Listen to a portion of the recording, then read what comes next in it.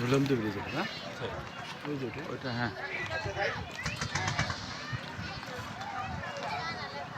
পাহাড়ের উপর বাড়ি করছে একটা বড় বড় গাড়ি হ্যাঁ হ্যাঁ,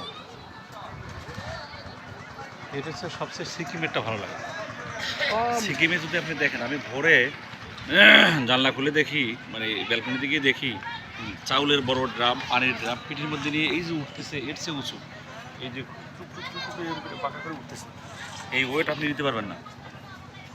মহিলা পুরুষ সিলিন্ডার, তারপরে বড় ব্যাগ, পানির সবগুলো নিয়ে উপরে উঠতেছে, আর রাতে আমরা টিপ টিপ টিপ করে ঘরে আলো জ্বলতেছে।